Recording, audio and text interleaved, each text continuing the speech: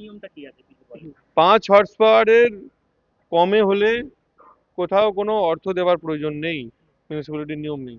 5 horse পাওয়ারের বেশি হলে তখন মিউনিসিপ্যালিটিতে একটা ট্যাক্স জমা করতে হয়, একটা পয়সা জমা করতে হয়, এটা নিয়ম। আর এই নিয়মের বাইরে যে বা যারা যাবে, যারা এটা করবে, তাদের বিরুদ্ধে নির্দিষ্টভাবে যদি আমাদের পার্টিকে হয় দলগতভাবে ব্যবস্থা হবে, আইনগতভাবে ব্যবস্থা হবে, সব ধরনের হবে। মানুষ আরামবাগ পৌরসভায় সাবমার্সিবল নিয়ে নতুন করে চর্চা। নির্বাচনের আগে থেকেই অভিযোগ উঠছিল, বাড়ি তৈরির সঙ্গে সাবমার্সিবল বসাতে গেলে পৌরসভার অনুমতি নেওয়া বাধ্যতামূলক করা হয়েছিল।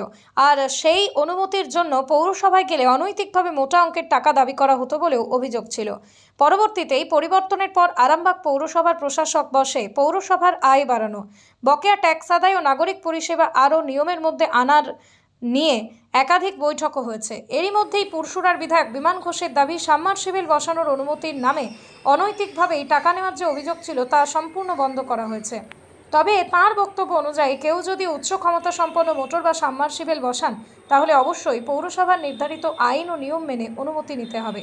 অর্থাৎ প্রশ্নটা শুধু সাবমার্সিবল বসানো নিয়ে নয়, প্রশ্নটা হলো নাগরিকদের কাছ থেকে সরাসরি নিয়ম অনুযায়ী নির্ধারিত ফি নেওয়া হবে, নাকি নিয়মের আড়ালে অন্য কোনো অর্থের দাবি উঠবে। পৌরসভার আয় বাড়ানো জরুরি, বকেয়া কর আদায় করাও জরুরি, কিন্তু সেই আয় বাড়ানোর প্রক্রিয়া হতে হবে সম্পূর্ণ স্বচ্ছ। একজন সাধারণ মানুষ যেন কোনো সরকারি পরিষেবা নিতে গিয়ে দালাল, সুপারিশ, অনৈতিক অর্থের চাপে না পড়েন, সেটাও প্রশাসনের দেখা উচিত। সেটাই প্রথম দায়িত্ব। নিয়ম থাকুক, অনুমতি থাকুক, প্রয়োজন হলে ফিও থাকুক, কিন্তু প্রতিটা টাকার হিসেব যেন সরকারি রসিদে থাকে, কারণ পৌরসভার টাকা মানে সাধারণ মানুষের টাকা, আর সেই টাকার ব্যবহারে স্বচ্ছতা থাকার নাগরিকের অধিকার। বিমান ঘোষ ঠিক কী বলছেন শুনুন তার মুখেই। খবরটি ভালো লাগলে অবশ্যই আমাদের চ্যানেলটি ফলো, খবরটি শেয়ার করে পাশে থাকুন। আপনারা দেখছেন খবর আরামবাগ, যে কথা কেউ বলে না, আপনার পাশে, আপনার সাথে। বেশ কিছু গুরুত্বপূর্ণ বিষয় আছে। জানেন যে এখন কোনো বোর্ড নেই, অ্যাডমিনিস্ট্রেটর নিয়োগ হয়ে গেছেন, সমরবাবু অ্যাডমিনিস্ট্রেটর আছেন। তা আমরা দুজন এমএলএ এসেছিলাম এখানে। মূল যেটা বিষয়, মিউনিসিপ্যালিটিতে প্রচুর টাকা বাকি আছে, কেউ বাস স্ট্যান্ডে, কেউ পার্কিংয়ে, বিভিন্নভাবে। সে তাদেরকে ডাকা হয়েছিল, তাদের টাকা 7 দিনের মধ্যে দিতে হবে, সেটা বলে দেওয়া হয়েছে। এক, দ্বিতীয় হচ্ছে অনেক ট্যাক্স বাকি আছে, এবার 5 কোটির উপর ট্যাক্স বাকি আছে। তো সবাইকে চিঠি করা হচ্ছে, জমা করতে হবে। কারণ আমি আরামবাগ মিউনিসিপ্যালিটিস সকল সাধারণ মানুষের উদ্দেশ্যে একটা কথা বলতে চাই, যে যদি আপনারা মিউনিসিপ্যালিটি উন্নতি চাইছেন, উন্নতি করতে গেলে আপনাদেরকেও এগিয়ে আসতে হবে। আপনাদের যে বকেয়া টাকা, ট্যাক্স, এটা সরকারের কাছে আসতে হবে। ডেভেলপমেন্ট হবে কি করে? আপনাদেরকে এগিয়ে আসতে হবে। আর যার যেখানে মিউনিসিপ্যালিটিতে প্রয়োজনীয় অর্থ বাকি আছে, মিডিয়ার মাধ্যমে আপনাদের কাছে রিকোয়েস্ট করছি, আপনারা সেই অর্থ আগামী 7 থেকে 10 দিনের মধ্যে মিউনিসিপ্যালিটি জমা করুন। নইলে আপনি বলছেন রাস্তা নেই, কি নেই, ইউ নেই, ইউ নেই, আর আপনারা নিজেরা যদি এরকম করেন তো কি করে হবে? তো করা উচিত। তো সেই বিষয়ে আলোচনা চর্চা আজকে হয়েছে। তো আগামী দিনে এই মিউনিসিপ্যালিটিতে যেভাবে খারাপ অবস্থা আছে, এখান থেকে টেনে তুলে মিউনিসিপ্যালিটিকে সত্যিকারের পৌরসভা হিসাবে দাঁড় করানোটা আমাদের মূল লক্ষ্য। একটা অসমর্থিত সূত্রে এটি খবর পাওয়া যাচ্ছে এবং বিভিন্ন জায়গায় আমরা বক্তব্য তুলতে গেছি, তারা বক্তব্য দিতে চাইছে না। কি খবর?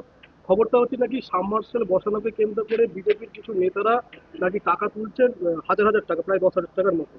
তো সেই প্রমাণ সহ বিষয়ে যখন তারা আমরা বক্তব্য নিতে চাই, তারা বলছে আমরা ভয়ে ভয়ে আমরা তুলতে গেলে চাইছি না, বা আমরা আপনাদের কাছে বক্তব্য রাখবো না। যদি কিছু মিডিয়ার মাধ্যমে আমি বলছি, মিডিয়ার মাধ্যমে আমি বলছি, যদি এরকম কোনো অভিযোগ থাকে তারা লিখিত আকারে জমা করুন, সে যেই হোক তার বিরুদ্ধে ব্যবস্থা হবে। সাবমার্সাল বসানোর নিয়মটা কি আছে কিছু বলেন? 5 হর্স পাওয়ারের কমে হলে কোথাও কোনো অর্থ দেওয়ার প্রয়োজন নেই, মিউনিসিপ্যালিটির নিয়ম নেই।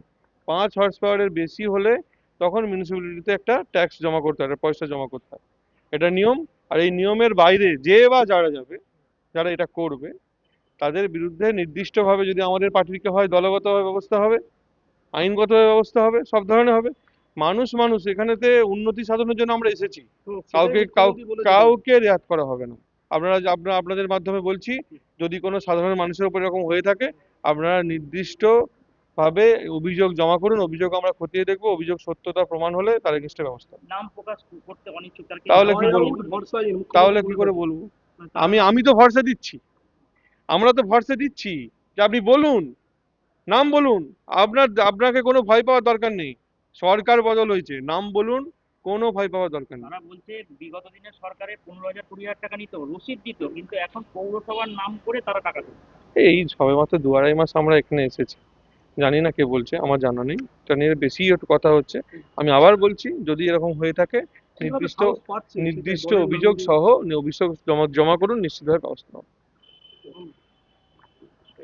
নার্সিং হোম, এখানে অভিজ্ঞ ডাক্তার দ্বারা normal, caesar, high risk pregnancy, delivery সহ সমস্ত অপারেশন সুলভে করা হয়। Doctor Kalidas Ghosh MBBS, MD gynae, DNB, FICOG অভিজ্ঞ প্রসূতি ও স্ত্রীরোগ বিশেষজ্ঞ, কোর্ট রোড, আরামবাগ বাস স্ট্যান্ডের সন্নিকটে। যোগাযোগ নম্বর 7384893374 অথবা 9153144650 অথবা 7001653388।